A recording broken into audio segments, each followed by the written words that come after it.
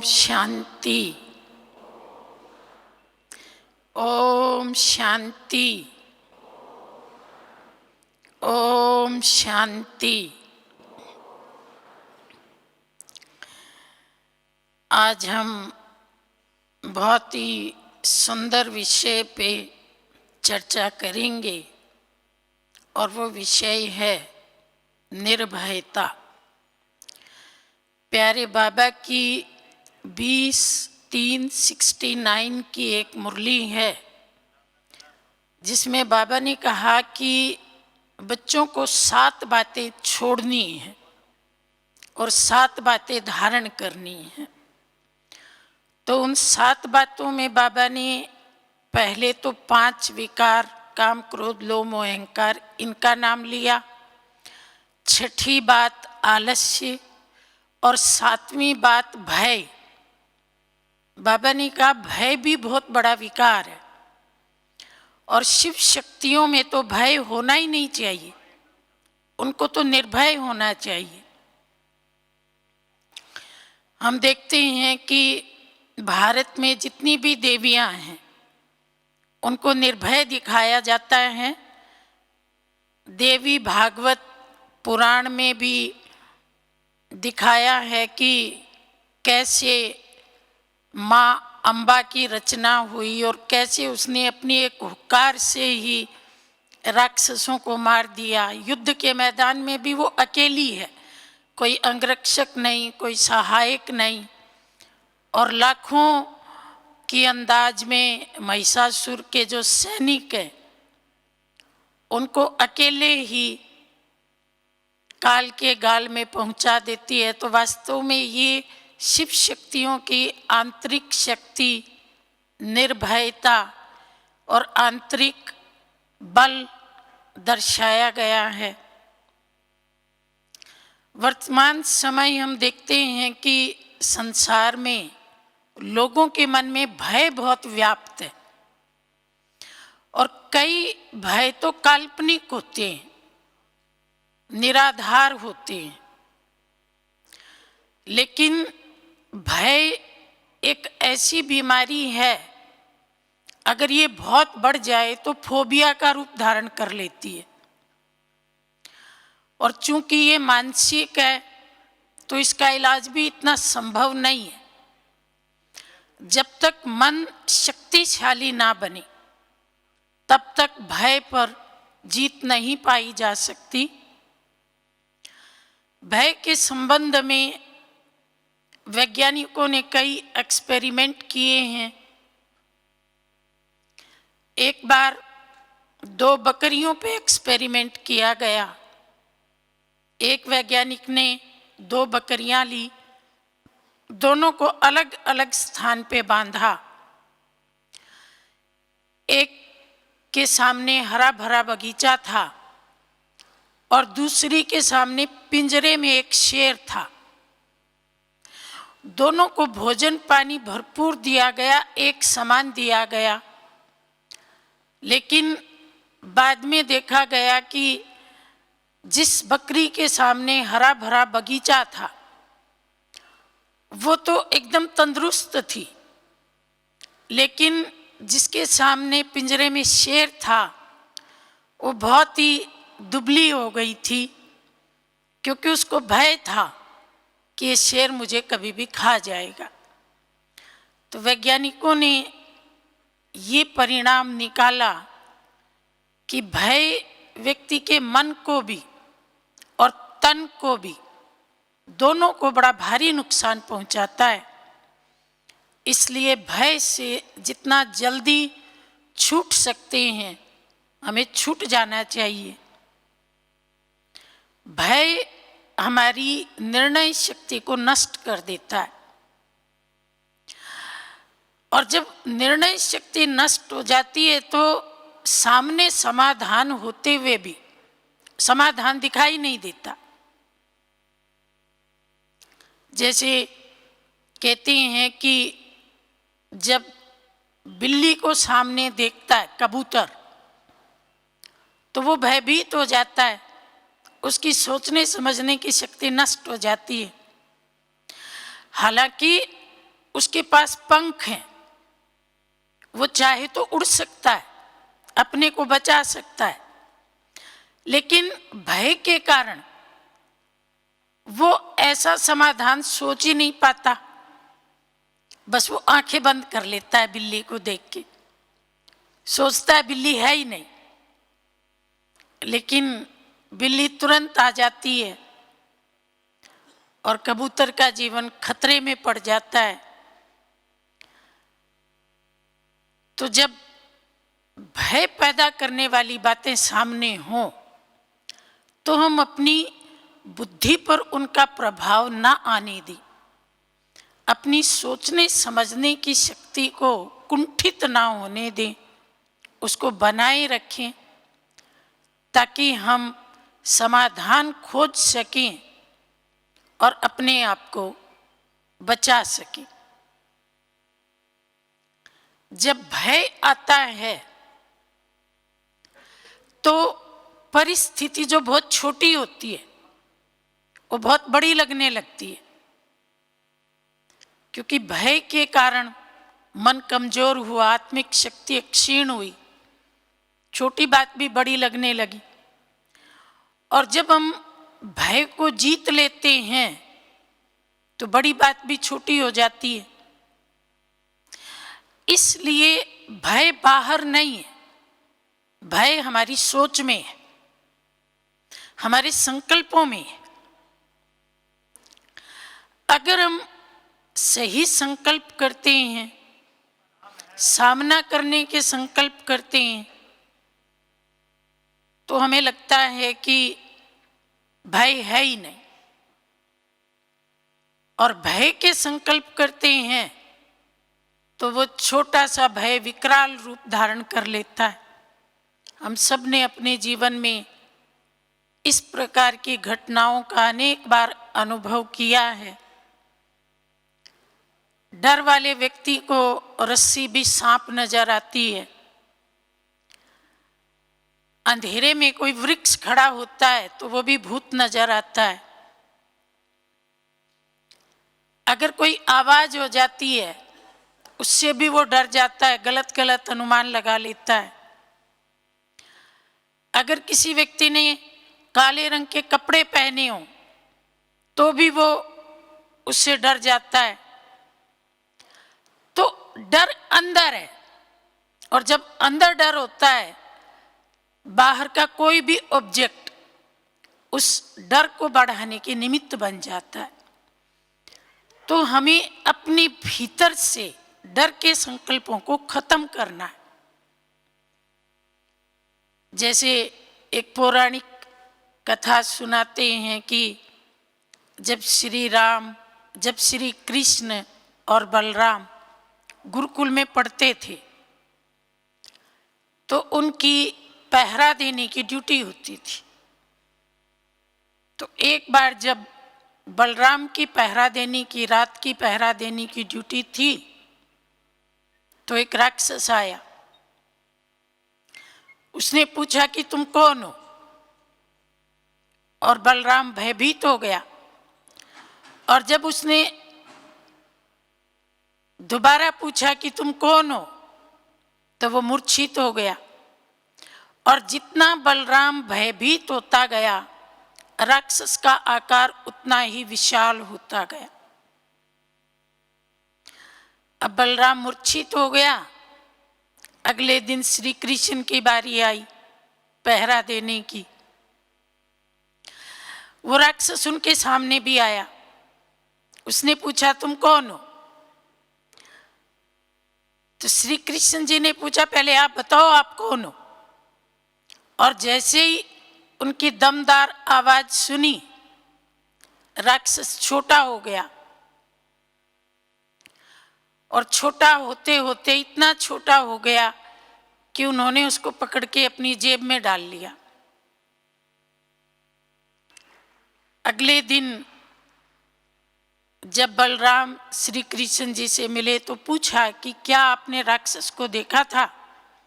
तो उन्होंने जेब से निकाल के दिखाया कि हाँ देखा भी था और ये मेरे पास भी है। तो बोला ये तो बहुत बड़ा था। तो उन्होंने साइकोलॉजिकल फैक्ट बताया कि जब तुम डर गए तो ये बड़ा हो गया, और जब मैंने इसको डराया तो ये छोटा हो गया। अर्थात जब हमारा मनोबल कम होता है तो राई भी पहाड़ बन जाती है, और जब हमारा मनोबल अधिक होता है तो पहाड़ भी राई बन जाती है। इसलिए भय को जीतने के लिए आंतरिक शक्ति को बढ़ाएं, मनोबल को बढ़ाएं, आध्यात्मिक बल को बढ़ाएं, और उसका तरीका तो राजयोगी है। उसकी चर्चा भी हम लास्ट में करेंगे, लेकिन इससे पहले हम इस बात पर विचार करते हैं कि भय कितनी प्रकार के होते हैं।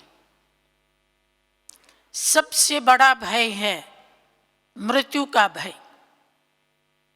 हर व्यक्ति जानता है कि जिसका जन्म है उसकी मृत्यु अवश्य है, और जब हम कहते हैं कि हमारी आयु बड़ी हो रही है, आयु बड़ी नहीं हो रही, धीरे धीरे घटती जा रही है, और एक एक पल हम मृत्यु के निकट जाते जा रहे हैं। हमसे पहले जो आए थे वो अपनी अगली यात्रा पे चले गए, और हम सब तैयारी में हैं। कबीर दास जी ने कहा है, जगत चबेना काल का, कछु मुख में कछु गोद। अर्थात ये संसार महाकाल का चबेना है। घोड़े का जो खाने का सामान होता है, सामग्री होती है, उसको चबेना बोलते हैं। तो जैसे महाकाल एक घोड़ा है और जगत का हर प्राणी उसका चबेना है। कुछ तो उसके मुख में है और कुछ उसकी गोद में है, अर्थात कुछ को उसने ले लिया है और कुछ को लेने वाला है। लेकिन फिर भी मनुष्य मृत्यु के नाम से भयभीत होता है, और मृत्यु कुछ भी नहीं है। कहते हैं केवल ड्रेस और एड्रेस का परिवर्तन है। वर्तमान जो ड्रेस है इसकी जगह में एक सुंदर सी ड्रेस मिलेगी, और वर्तमान जो एड्रेस है वो परिवर्तित होकर के कोई और एड्रेस मिलेगा। बस इसी का नाम मृत्यु है। बाकी हम तो कभी मरेंगे नहीं। हम तो कल भी थे, आज भी हैं और कल भी रहेंगे। जब हम बच्चे से जवान हुए तो हम नहीं डरे, और जब हम जवान से प्रौढ़ हुए तो भी नहीं डरे, और जब प्रौढ़ से वृद्ध हुए तो भी नहीं डरे। जब इतने परिवर्तनों से नहीं डरे तो इस अंतिम परिवर्तन से क्यों डरते हैं? ये भी अनिवार्य है।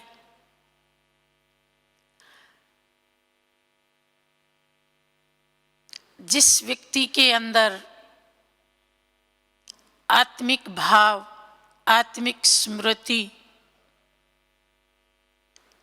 आत्मिक अनुभूति होती है, उसको तो मृत्यु भी एक खेल ही लगता है। बताते हैं कि जब सिकंदर भारत में आया तो उसके गुरु ने उसको कहा था कि तुम भारत से मेरे लिए एक सौगात लेके आना, और वो सौगात ये है कि किसी अध्यात्मवादी संत को, सन्यासी को, गुरु को यूनान में लेके आना, ताकि यूनान के लोग भी उसका ज्ञान सुन के धन्य हो जाए। तो सिकंदर ने बहुत खोज की और एक आध्यात्मिक गुरु उनको पसंद आया। उसको उन्होंने कहा कि तुम मेरे साथ यूनान चलो। उसने कहा क्यों चलूं? मुझे अपने भारत देश में ही रहना है, मुझे कहीं नहीं जाना। तो सिकंदर तो ना सुनने का अभ्यस्त नहीं था। उसने कहा तुम जानते हो तुमको ये बात कौन कह रहा है? मैं विश्व विजयी सिकंदर हूं। और तुमने मुझे ना बोला, मेरी आज्ञा का उल्लंघन किया, तो मैं तलवार से तुम्हारा सिर धड़ से अलग कर दूंगा। तो वो बहुत मुस्कुराए, खिलखिलाए। सिकंदर को बड़ा आश्चर्य हुआ कि तुमको भय नहीं लगता? तो उसने कहा कि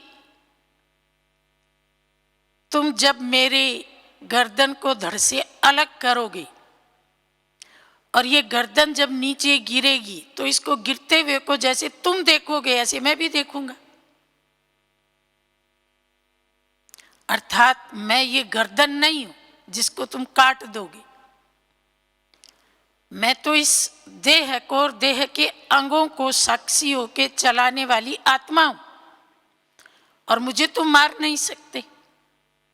तो फिर मृत्यु का भय कैसा? इस शरीर तो अनेक बार छूटा और अब भी छूटना है, तो जाने वाली चीज के लिए भय कैसा? तो सिकंदर को समझ में आया कि वास्तव में आध्यात्मिक शक्ति तलवार की शक्ति से कई गुना बड़ी है। तो जब हम आत्मिक भाव में होते हैं तो हमें मृत्यु का भय नहीं होता। दूसरा भय है बीमारी का भय। हम देखते हैं कि हमारा ये कलियुगी अंतिम शरीर बीमारियों की चपेट में आता ही रहता है। हम कितना भी संभाल करें फिर भी कोई ना कोई छोटी या बड़ी शरीर की तकलीफ आ ही जाती है और आनी ही है और सबको ही आती है। लेकिन यहाँ भी आत्मिक स्मृति हमारी बड़ी मदद करती है। जैसे हम कहते हैं कि कोई व्यक्ति हमें कहता है कि मैं डॉक्टर हूं, तो हम कहते हैं भाई आप डॉक्टर नहीं, आप डॉक्टर का रोल प्ले कर रहे हैं। कोई कहता है मैं टीचर हूं, हम कहते हैं आप टीचर नहीं, आप टीचर का रोल प्ले कर रहे हैं, आप तो आत्मा है। तो ऐसे ही हम बीमार नहीं है, हम बीमार का रोल प्ले कर रहे हैं।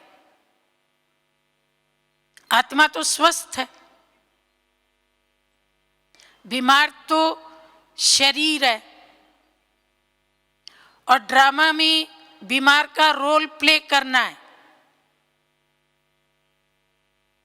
तो बीमार शरीर को धारण करके ही वो रोल प्ले होगा। इसलिए जितना इस देह से अपने को डिटैच रखेंगे, बीमारी आएगी चली जाएगी और हमें उसके दो फायदे होंगे। एक फायदा तो ये होगा कि जिन पापों का नाश हम योग बल से नहीं कर पाए, बीमारी उनका नाश करने में मदद करेगी। प्यारे बाबा ने एक मुरली में कहा था कि मान लीजिए आपके सिर पे 1 मण वजन हो और उसमें से कोई आधा उतार ले, तो आप खुश होंगे कि नाराज होंगे? खुश होंगे ना। भाई किसी ने आधा वजन उतार लिया, हमको हल्का कर दिया। तो बाबा ने कहा कि बीमारी आई और आपका पापों का वजन उतार के ले गई, तो आपको खुश होना चाहिए। बाबा ने कहा ये मत कहो हाय बीमारी आई, ये कहो वाह वाह बीमारी आई और वजन ले गई, मुझे हल्का कर गई। और दूसरा फायदा क्या होगा? बाबा ने कहा आपको आराम मिलेगा, एकांत मिलेगा, उसमें आप अधिक तपस्या कर सकेंगे, बाबा को अधिक प्यार से याद कर पाएंगे। तो बीमारी को भी अगर हम बाबा की श्रीमत प्रमाण सकारात्मक नज़र से देखें तो वो भी भय का कारण नहीं, लेकिन हमारे लिए फायदे की चीज़, हमारे लिए एक वरदान बन जाती है। क्योंकि कई डॉक्टरों की सेवा तो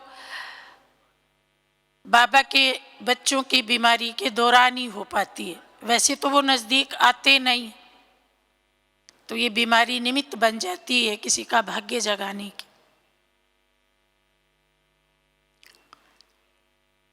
एक और भी भय है, वो बहुत सूक्ष्म होता है, मनोवैज्ञानिक ही उसको पहचान पाते हैं।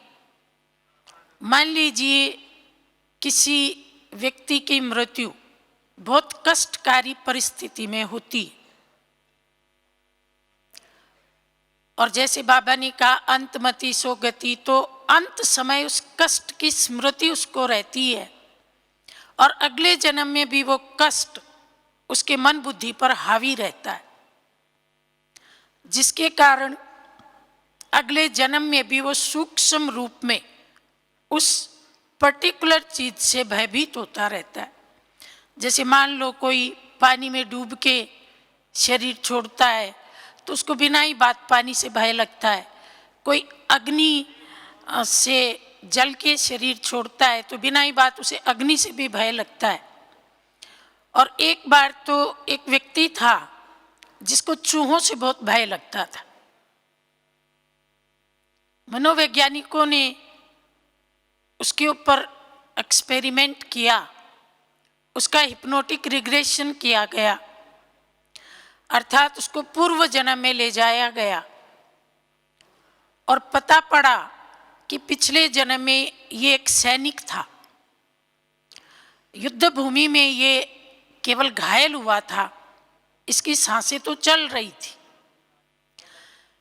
लेकिन कुछ लोगों को ऐसा भ्रम हो गया कि ये मृत है और उसको मोचरी में डाल दिया गया, मुर्दा घर में डाल दिया गया।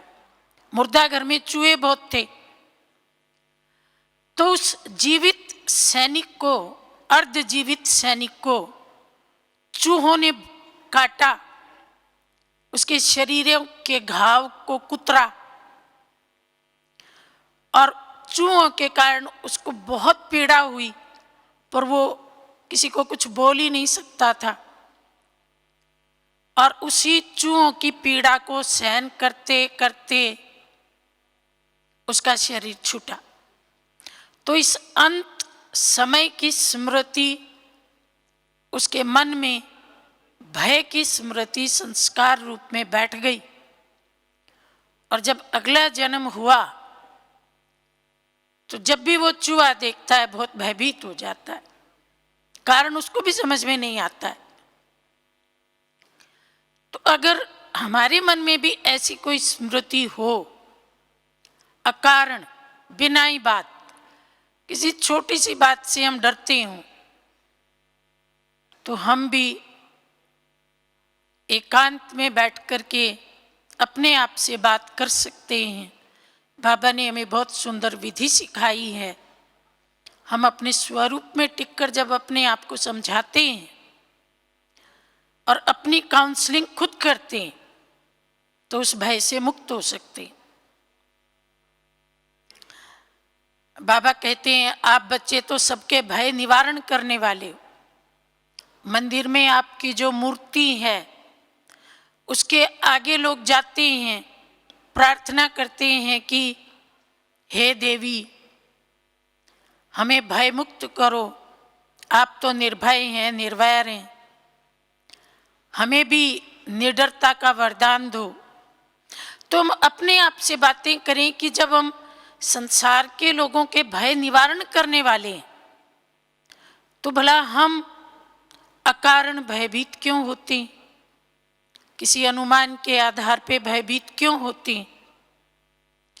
तो जब बार बार अपने स्वरूप में टिक कर हम अपने आप को समझाएंगे तो भले हमारा कितना भी पुराना संस्कार हो, पूर्व जन्म का संस्कार हो, वो भी हमसे विदाई अवश्य ले जाएगा।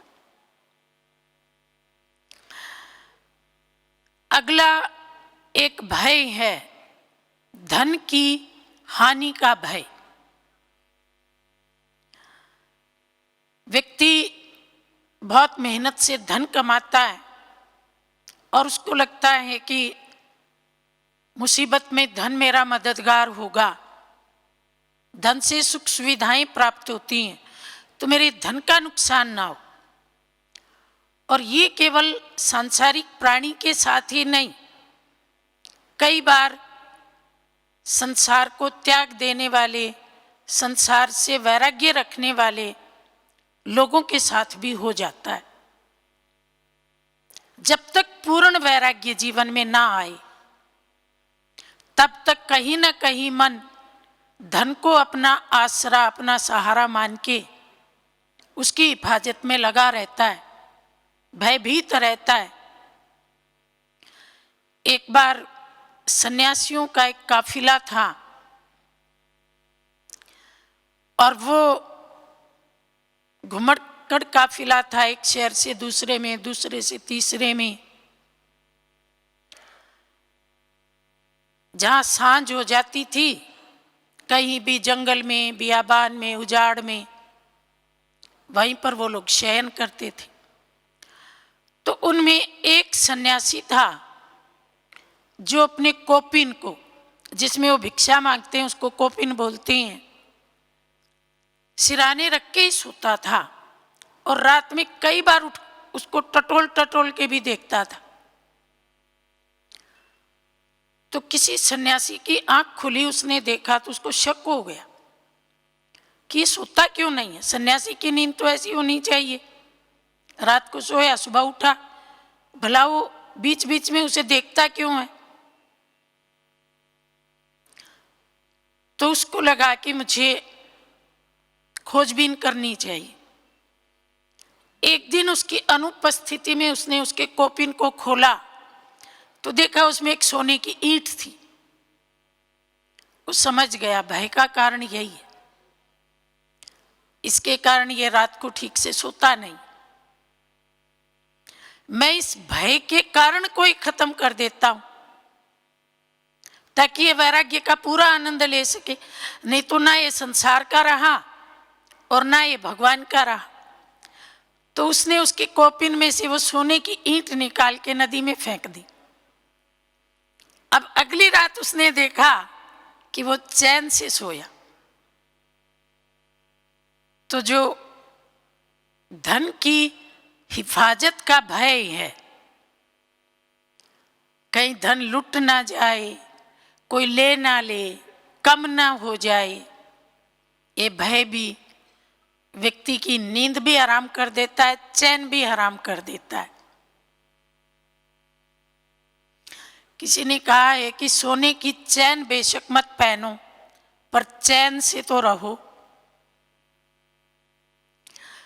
अगला भय है भूतों का भय।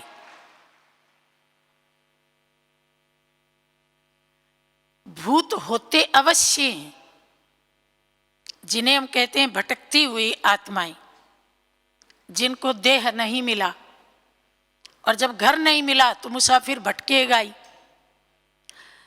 भूतों का होना भी सत्य है, लेकिन ये भी सत्य है कि वो हर एक को नुकसान नहीं पहुंचाते।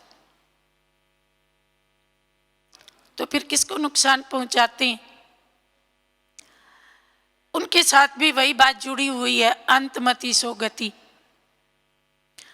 जब उनका अंत हुआ था और उस समय जिस भी आत्मा के प्रति उनके मन में कोई नेगेटिव भावना थी, रिवेंज या घृणा या कोई और इस प्रकार की असंतुष्टि की भावना थी, तो वो उसी के पास जाती हैं, सबके पास नहीं जाती। और कई बार तो वो किसी आध्यात्मिक संत के पास दया और दुआ पाने के लिए भी जाती हैं। हमारी दादी गुलजार 3 साल तक बंबई में एक चेतन फरिश्ते के रूप में रही उनके साथ में जो नर्स बहनें सेवा करती थी, वो अपना अनुभव सुनाती हैं कि दादी कई बार एकाग्र होकर के एक खिड़की की तरफ दृष्टि देती थी। हम पूछते थे, दादी वहां क्या है?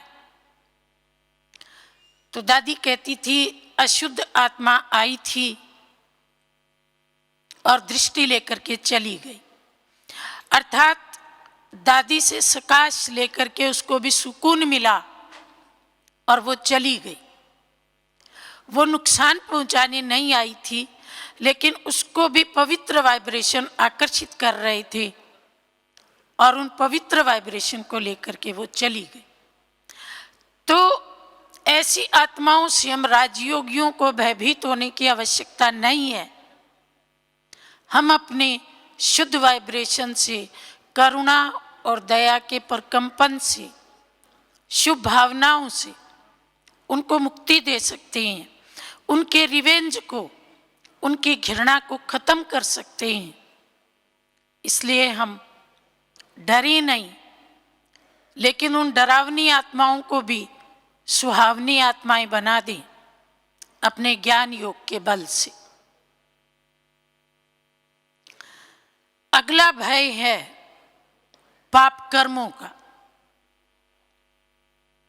दादी गुलजार से ही एक बार पूछा गया था कि क्या ऊपर में धर्मराज की सजाएं होती हैं?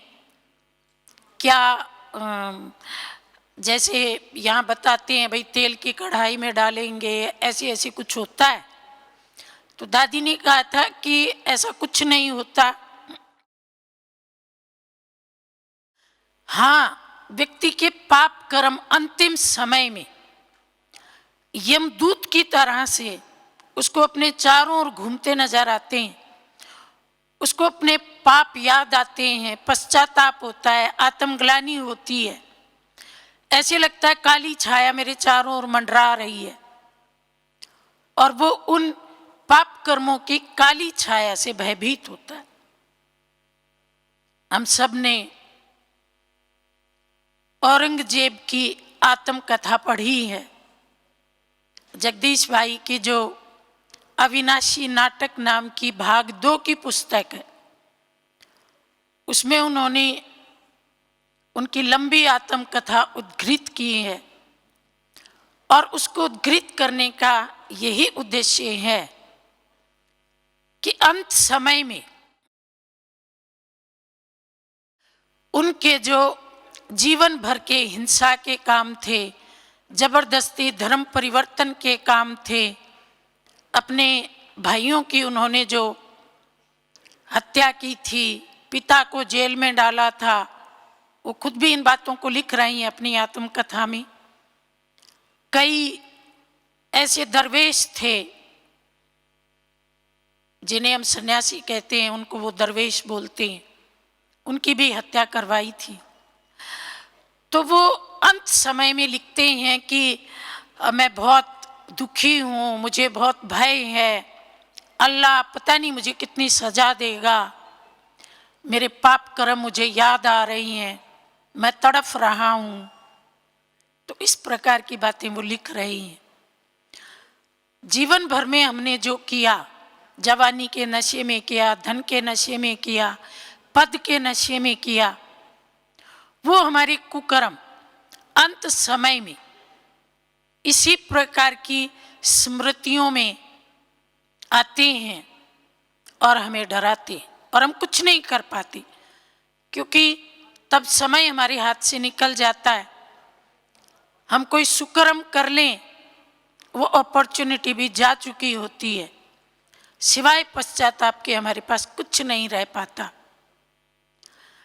तो हम इस प्रकार की आत्मकथाओं से ये प्रेरणा लेते हैं कि हमसे कभी भी, कहीं भी, किसी भी परिस्थिति में कोई विक्रम ना हो, नहीं तो वो विक्रम ही भूत बन के, काली छाया बन के अंत काल में हमें डराएगा। एक लोकलाज का भी भय होता है। कई भाई बहनों को प्यारे बाबा की श्रीमत पर चलने में लोकलाज आती है, खान पान की शुद्धि में या और भी जो बाबा की बताई हुई धारणाएं हैं उनका पालन करने में समाज से भय लगता है। कहते हैं ना, सबसे बड़ा रोग क्या कहेंगे लोग। इस पर बाबा ने कहा था कि जो लोक जाने वाला है, बच्चे उस लोक की परवाह करते हैं। जो दुनिया जाने वाली है, जो दुनिया नष्ट प्राय है, उसकी लाज को बनाए रखना चाहते हैं। और जो आने वाला लोक है, जो स्थायी दुनिया है, उसकी परवाह भुला देते हैं। और बाबा ने ये भी कहा कि ये जो लोकलाज है, ये चारों सब्जेक्ट के संतुलन में बहुत बड़ी बाधा है। ज्ञान, योग, धारणा, सेवा, जो हम ब्रह्मावत्सों के 4 सब्जेक्ट हैं, चारों में हमारे इक्वल नंबर होने चाहिए। तो ये लोकलाज आके असंतुलन पैदा कर देती है। जिसमें लोकलाज होगी वो सेवा तो बिल्कुल नहीं कर पाएगा। किसी को लोकलाज इस बात की होती है कि मैं तो बड़ी जाति का हूँ, छोटी जाति वालों की सेवा कैसे करूँ। किसी को लोकलाज आती है, मैं बहुत पढ़ा लिखा हूँ, अनपढ़ लोगों के बीच जाके सेवा कैसे करूँ। किसी को लगता है मैं तो बहुत धनवान हूँ, मेरे घर में तो नौकर चाकर हैं और मैं ये छोटा काम कैसे करूँ। तो ये लोकलाज उसके नंबर कम करवा देती है। लेकिन हम देखते हैं कि संसार में जितने भी महान लोग हुए, वो लोकलाज को त्याग करके ही महान बन सके। महात्मा गांधी उस जमाने में तथाकथित छोटी जाति वालों के घरों में जाते थे, सफाई करते थे, सब प्रकार की सफाई करते थे। स्वामी रामकृष्ण परमहंस भी ऐसे ही अपना देह अभिमान तोड़ के छोटे छोटे घरों में जाकर के सेवा करते थे। तो जब तक हम लोकलाज का परित्याग नहीं करते, लोगों से भय खाते रहेंगे, तब तक हम प्यारे बाबा की श्रीमत पर पूर्ण रूप से चल नहीं पाएंगे। लोकलाज बीच में बाधक बनी रहेगी, हमें डराती रहेगी और लोगों से भय खाकर भी हम कोई लोगों की वाहवाही प्राप्त नहीं कर पाते। हम उनसे डरेंगे और वो हमारी वाहवाही करेंगे, ऐसा कभी होता नहीं। इसलिए हम अकारण लोकलाज के भय का भी परित्याग करें। और कई बार कई ब्रह्मावत्सों को ज्ञान सुनाने में भय लगता है। जब नए नए ज्ञान में आते हैं तो कहते हैं हमारे मुख से पता नहीं ज्ञान कैसा निकल जाए, बहुत बड़ी सभा है, भय लगता है बोलने में। मुझे याद है दादी चंद्रमणि छोटी छोटी कन्याओं को बहुत अच्छी बात सिखाया करती थी। कहती थी आप ये मत सोचो कि सभा में हमसे ज़्यादा पढ़े लिखे लोग बैठे हैं, आयु में बड़े लोग बैठे हैं, हम तो छोटी छोटी हैं, हम इनको क्या सुनाएं। दादी कहती थी आपके पास जो ज्ञान है वो परम दुर्लभ ज्ञान है। सभा में जो लोग बैठे हैं वो तो आत्मा को जानते ही नहीं, परमात्मा को जानते ही नहीं, सृष्टि चक्र को जानते ही नहीं।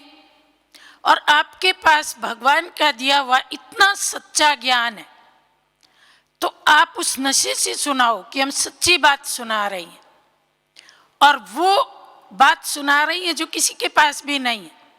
कई बार जब हमारे पास नई बात होती है तो हम बड़े नशे से सुनाते हैं कि देखो इस बात को कोई नहीं जानता, इसको केवल मैं जानता हूँ। तो दादी कहती थी आप इस नशे से सुनाओ कि भगवान ने मुझे ये ऊंची बात, सच्ची बात सुनाई और मुझे सुनाने का सौभाग्य दिया, तो आप डर के नहीं सुनाओ, आत्मविश्वास के साथ सुनाओ, तो सामने वाले पर प्रभाव पड़ेगा। और ऐसी कह के दादी ज्ञान सुनाने का जो भय होता था उसको निकाल देती थी। आप में भी किसी में ऐसा भय हो तो आज यहाँ निकाल के जाना। मुझे अपने जीवन की भी एक घटना याद है। जब मैं चंडीगढ़ में शुरू में समर्पित हुई तो उन्हीं दिनों एक साइकिल यात्रा निकली थी, भारत एकता युवा साइकिल यात्रा।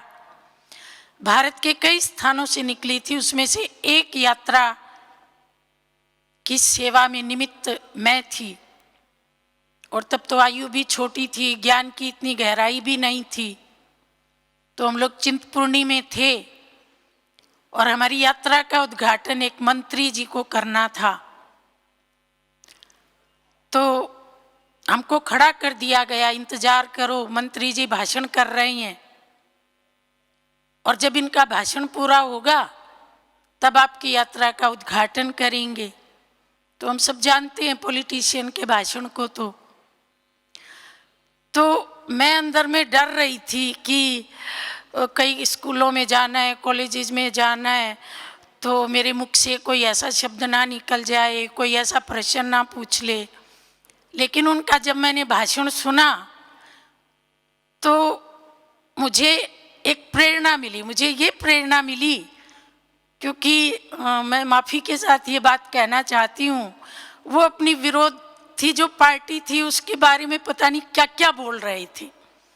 तो मुझे लगा कि जब ये सरेआम सामने वाले के बारे में इतना कुछ बोल सकते हैं तो मैं तो सच्ची बात बोलूँगी, फिर मैं सच बोलने में क्यों घबराती हूँ। तो मुझे इतनी ताकत आ गई, मैंने बोला मंत्री जी मैंने आपको अपना गुरु बना लिया और आपसे एक बात मैंने सीखी आज। तो हमें सच बोलने में भयभीत नहीं होना है, लेकिन प्यारे बाबा ने सच की एक मर्यादा भी बताई है कि हम सच को अक्खड़पन के साथ ना बोलें। संस्कृत में कहते हैं सत्यम बुर्यात प्रियम बुर्यात न बुर्यात सत्यम अप्रियम। प्यारे बाबा कहते हैं सत्यता को सभ्यता के साथ बोलो। जैसे डॉक्टर लोग क्या करते हैं, कड़वी दवाई में भी मिठास मिला करके और फिर पिलाते हैं।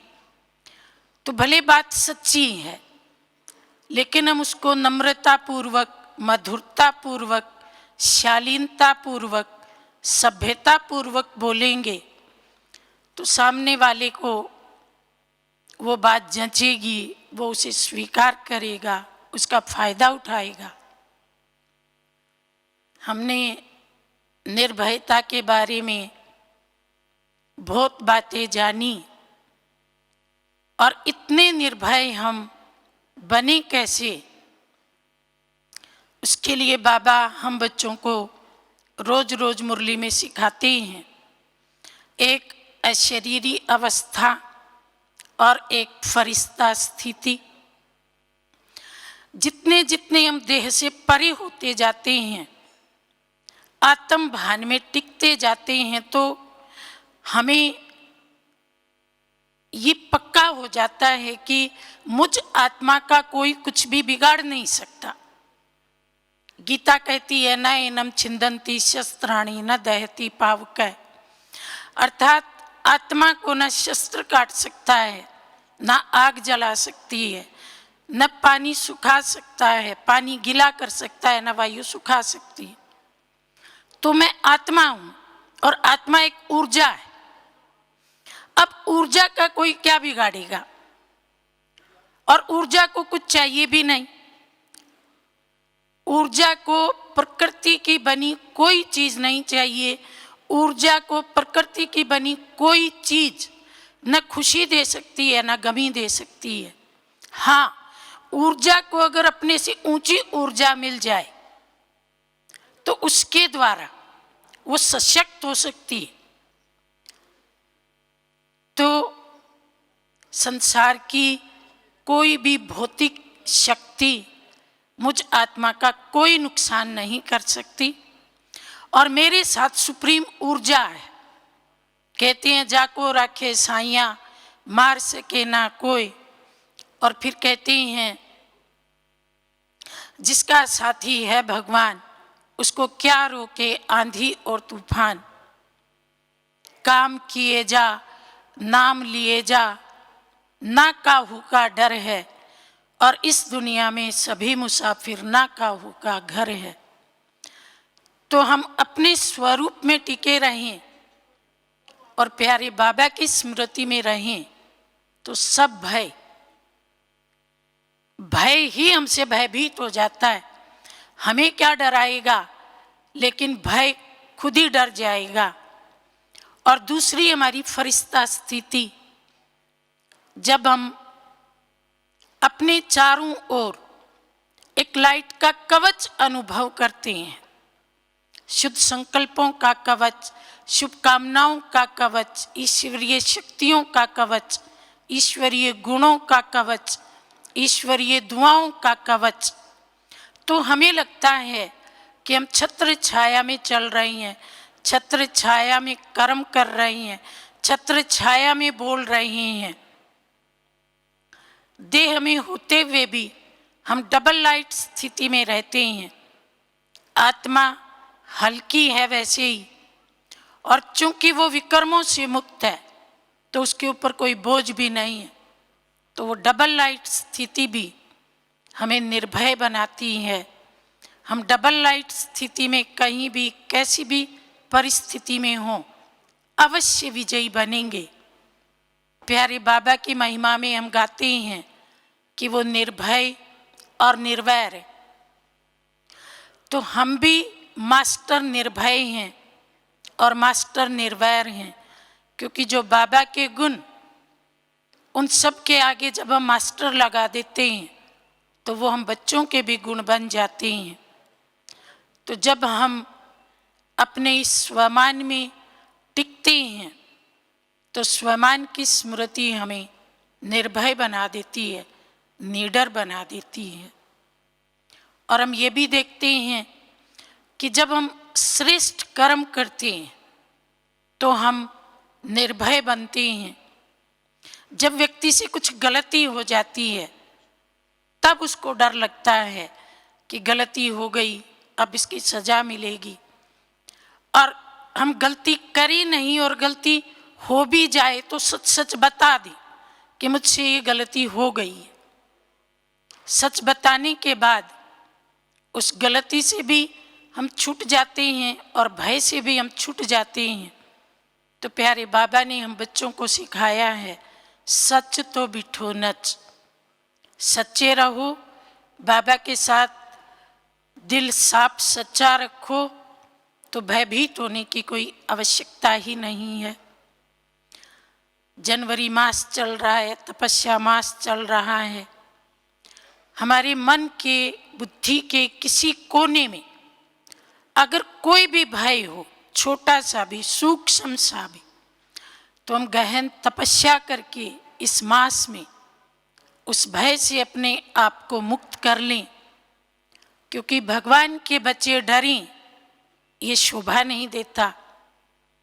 भगवान के बच्चे निर्भय होने चाहिए। और अभी हम कुछ मिनट्स के लिए निर्भयता का अभ्यास करेंगे। बिल्कुल स्थिर होकर के बैठेंगे। ध्यान को भ्रुकुटी में केंद्रित करेंगे।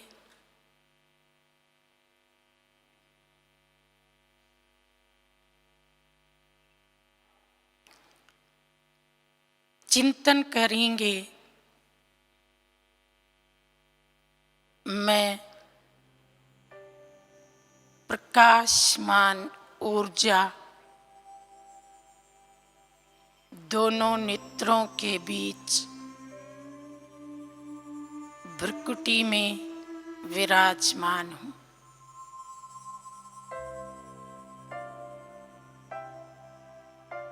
निर्भयता मेरा मूल गुण है। मैं अजर अमर अविनाशी हूँ। शाश्वत सनातन हूँ।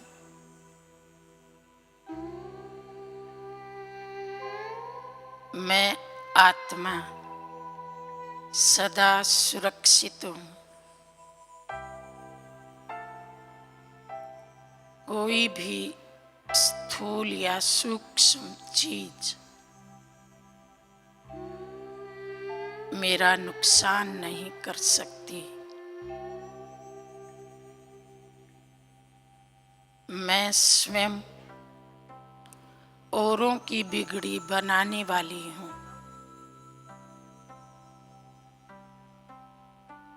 मेरा कभी भी कुछ बिगड़ नहीं सकता।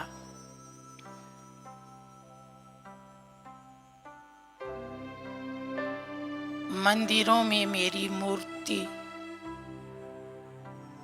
भक्तों को अभय और निर्भय का वरदान दे रही है।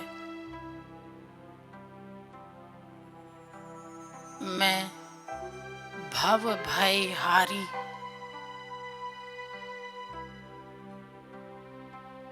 वरदानी मूर्ति हूँ।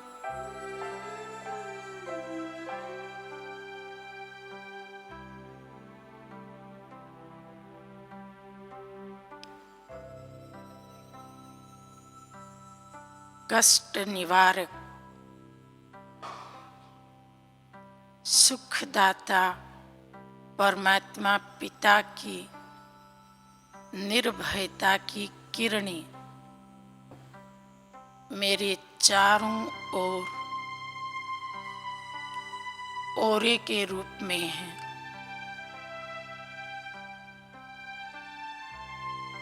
ये मेरा अभेद्य कवच है। इसे कोई भेद नहीं सकता।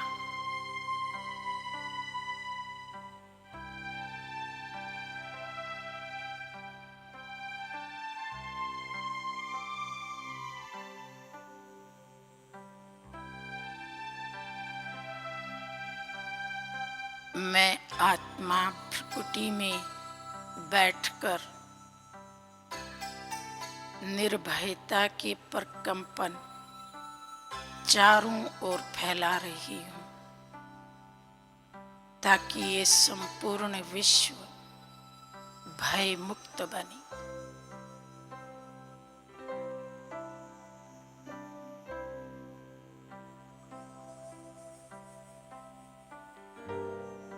ओम शांति।